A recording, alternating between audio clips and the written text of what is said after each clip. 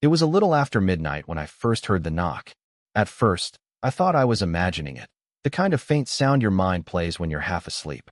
But then it came again. 3 sharp, hurried knocks that echoed through my quiet apartment. I froze. Who would be at my door at this hour? My building isn't the kind of place where people just drop by. Most of us keep to ourselves, exchanging the usual polite nods in the hallway, but never really crossing that invisible neighborly boundary. And yet, standing in the dark, I had this heavy feeling in my chest that someone out there wasn't just visiting. They were desperate. I hesitated. Every true crime story I'd ever read flashed through my head. But then I heard a voice. A familiar one. "Can we stay here tonight?" It was my neighbor. Her tone was low, shaky, almost broken. The first thought that crossed my mind was, we? Not me. Not I. She said we. My heart started beating faster. I didn't know her well, just the occasional wave when we crossed paths near the elevator. She lived 1 floor below me, always quiet, always polite. Nothing about her ever suggested she'd show up at my door in the dead of night. I opened the door just enough to peek out.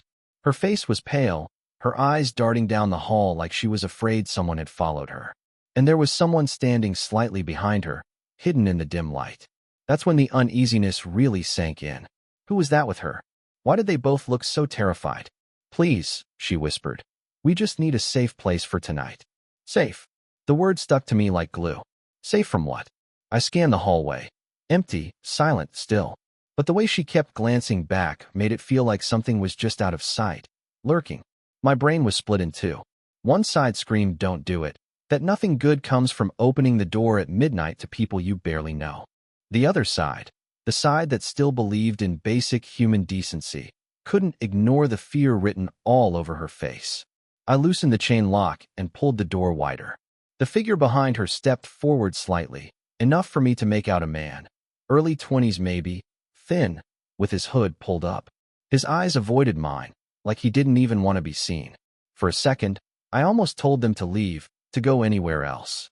But before I could, she added in a trembling voice, "If we go back out there, I don't think we'll make it through the night." The weight of her words pressed into me. I didn't know what they meant, or what I was inviting into my apartment by stepping aside. All I knew was that the hallway suddenly felt colder, darker, and far more dangerous than the home I thought I knew. And against every instinct screaming at me, I opened the door wide enough for both of them to step inside. But the moment the latch clicked shut behind us, I realized this wasn't just about offering shelter. Something else had followed them, and I had just trapped myself inside with it. The second the door closed, the silence inside my apartment felt heavier than the hallway outside. My neighbor clutched her arms, like she was holding herself together, and the man with her lingered near the door without saying a word. I cleared my throat, trying to cut through the awkwardness. "Do you want to sit down?" My voice sounded strange, even to me. She gave a small nod and sank into the couch, her hands trembling against her knees. The guy stayed standing, eyes fixed on the floor. I realized I didn't even know her name. We had lived in the same building for almost 2 years, yet we had never had a real conversation. I remembered her smile in the hallway, her habit of carrying too many grocery bags at once, the faint sound of music that sometimes drifted from her window in the evenings. But nothing about her told me why she'd be here now, at midnight, whispering like her life depended on it. Finally, she spoke, her voice low. "I'm sorry for showing up like this. I didn't know where else to go." She looked at the man, then back at me. "This is my brother, Ethan." He gave the quickest glance in my direction, then turned his eyes away again. His hood shadowed most of his face, but I caught a glimpse of his jaw tightening, like he was grinding his teeth. Something about the way they both carried themselves unsettled me. They weren't just tired. They looked hunted. I tried to play it calm, though my heart was thudding. "Okay, but can you tell me what's going on? Why here? Why tonight?" Her lips parted, like she wanted to explain, but then she hesitated. Her eyes darted toward the locked door, then to the window, as though she was checking every possible exit. "It's complicated," she finally said. "I promise we'll leave first thing in the morning. We just need a few hours. Just tonight." That should have been enough for me. I could have nodded, let them crash on the couch, and ignored the gnawing questions in my chest. But the way she kept scanning the room, like danger might burst in at any moment, made it impossible to let go. Ethan finally broke his silence, his voice deeper than I expected. You shouldn't have opened the door. The words hung in the air, sharp and heavy. I stared at him, unsure if it was a warning, a threat, or something else entirely. My neighbor, his sister, snapped her head toward him, eyes wide, as if he'd said too much. I shifted uncomfortably, glancing at the clock on the wall. It was nearly 12:30 a.m. Every second seemed to stretch, the night growing longer, thicker, harder to breathe in. I thought I was giving them safety. But with each passing minute, I started to wonder if I had just invited their danger straight into my living room. And then, from somewhere outside the window, came the faintest sound, like footsteps stopping right beneath us. The sound outside froze us all. My neighbor's eyes flicked toward the window, then quickly back to me. "Don't look," she whispered. But it was too late. I already found myself staring at the glass, my breath fogging as I leaned closer. The street below looked empty, washed in the pale glow of the single flickering lamppost. No footsteps, no shadows, just stillness. And yet, I knew what I heard. Ethan shifted suddenly, pulling the curtain shut with a sharp tug. "They'll see us if you keep staring," he muttered. "They?" I asked, my voice cracking. "Who's out there? What are you running from?" Neither of them answered right away. My neighbor twisted her hands together, so tightly her knuckles turned white. Finally, she whispered, "If we tell you, you won't believe us." That was the breaking point for me. My patience gave way to fear. "You knock on my door in the middle of the night, drag me into this, and now you're telling me nothing?" I deserve to know what's happening. Her eyes filled with tears, but her expression wasn't just sadness, it was guilt. Ethan stepped forward, his voice low, urgent. "We shouldn't have come here. It's not safe for you." The words slammed into me like ice water. Not safe for me. My apartment, my home, suddenly didn't feel like mine anymore. Every shadow in the room stretched too long. Every sound outside carried weight. I backed away from them, trying to keep distance, when a sharp knock rattled the door behind me. 3 slow, deliberate knocks. The same sound that had pulled me from sleep not even an hour ago. My neighbor's face went pale. Ethan's jaw clenched so tightly I thought his teeth might break. They didn't move, didn't breathe, as the silence after those knocks pressed against us like a suffocating blanket. I wanted to demand answers, to scream, to throw the door open and end this nightmare. But my hand wouldn't move from my side. Because deep down, I already knew. Whoever was out there wasn't just passing by. They were here for them. And now, maybe for me too.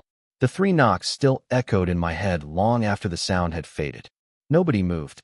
The air felt thick, pressing down on my chest until it hurt to breathe. Ethan stepped closer to the door, his ear inches from the wood. He didn't blink, didn't breathe.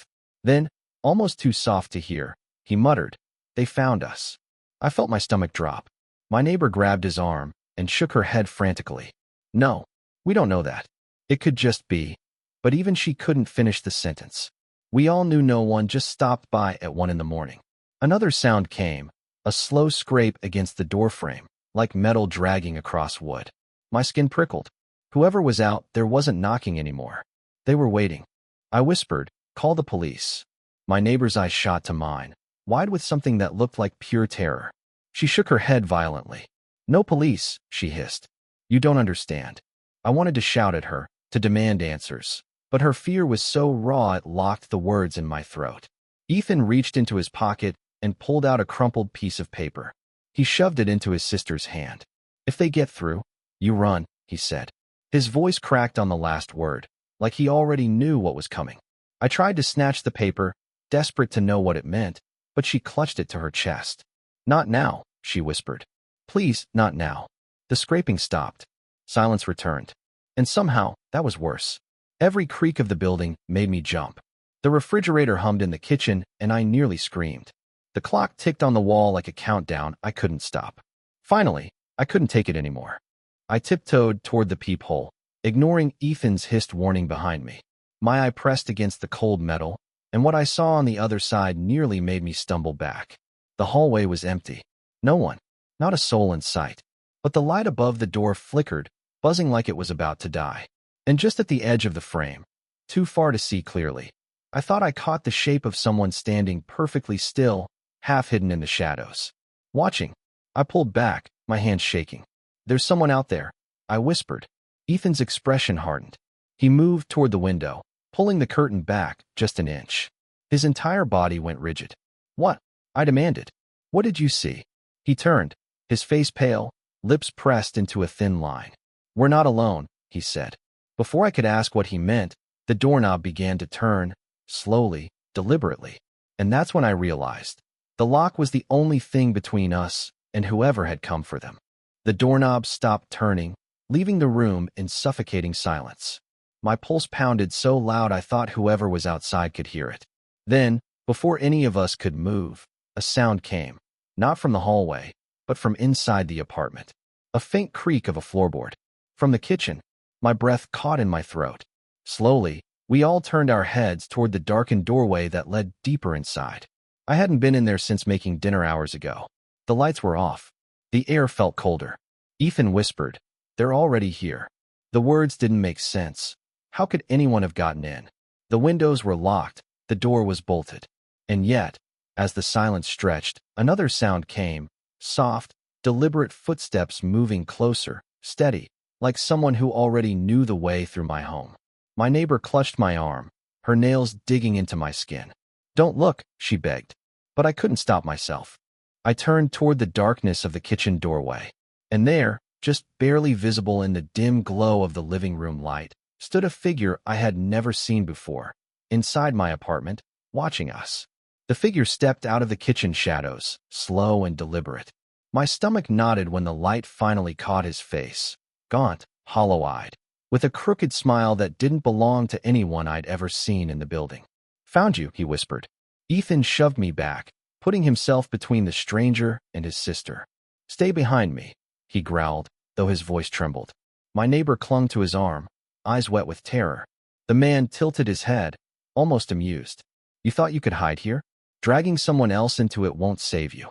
His gaze snapped to me, and for a second, I couldn't breathe, especially not them. My chest tightened. Whatever this was, I wasn't just a bystander anymore. I was marked. Ethan lunged, grabbing a lamp from the table and swinging it with a desperate cry. The lamp shattered against the stranger's shoulder, sparks flying, glass scattering across the floor. But the man only staggered, his grin stretching wider. I grabbed my neighbor's hand and pulled her toward the door. My only thought, get out. We fumbled with the lock, my fingers slipping from sweat, until it finally clicked open. I yanked it wide, only to find the hallway empty again. "Go!" Ethan shouted. We stumbled into the hall, but before I could drag her toward the stairs, a hand shot out from behind the doorframe. The same stranger, impossibly fast, impossibly silent, blocking our path. My neighbor screamed, shoving the crumpled piece of paper into my hand. "Don't let him have it," she cried. I looked down, confused, only catching a glimpse of strange markings and symbols scrawled across the page, before the stranger's shadow fell over me, his hand reaching out. And in that final moment, it hit me. This wasn't just about shelter. Whatever was written on that paper was the reason they came here. And now, I was holding it. The hallway stretched before us, dim and endless. My neighbor gripped my wrist so tightly my fingers went numb, but I couldn't let go, not while the stranger loomed only steps away. Ethan stood behind us, battered but unbroken, his eyes locked on the figure that had invaded my home. "Run," he barked. His voice was raw, final, the kind of command that carried sacrifice in its weight. I hesitated. Every instinct screamed at me to stay, to fight, to not leave someone behind.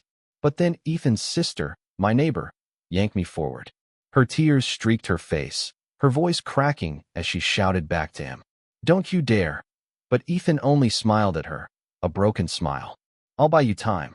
The stranger's shadow lunged, and Ethan met it head-on, slamming his shoulder into the figure with a force that rattled the walls. The impact gave us the opening we needed. My neighbor and I bolted down the stairwell, every step echoing like a drumbeat of survival. When we finally burst out onto the cold night street, I thought the world would feel safer. But it didn't. The silence outside was too wide, too empty, like the darkness itself was holding its breath. We collapsed against the curb, gasping for air. My neighbor's hands shook violently as she pried the crumpled paper from my fist. She flattened it against her knees, the streetlight flickering above us just enough to reveal its markings. It wasn't random scribbles. It was a map, a crude sketch of the neighborhood, marked with strange symbols and jagged lines, like someone had been tracking every move they made. I finally found my voice. What is this? Who was he? Her eyes lifted to mine, hollow and tired. They've been following us for months. My brother, he took something he wasn't supposed to. Something that proves what they're doing. She tapped the paper, her voice trembling. If they find it, if they get this back, it's over. Not just for us, for everyone. Her words made no sense, yet they carried a truth so heavy it pinned me in place. I wanted to demand answers, to force clarity from the chaos, but one look at her told me there wasn't time. A sudden crash echoed from above, the unmistakable sound of a door slamming, glass breaking. My apartment. Ethan. Her hand found mine again, urgent. We have to go? Now. I looked back toward the building, my home silhouetted against the night sky, windows glowing faintly like blind eyes. For the first time since I moved in, it didn't feel like home at all. It felt like a place I could never return to. We stood, clutching the paper between us, and disappeared into the shadows of the street. I didn't know where we were going or who might be waiting for us out there. All I knew was this. Opening that door had changed everything. And some part of me couldn't shake the feeling that the real danger hadn't even begun.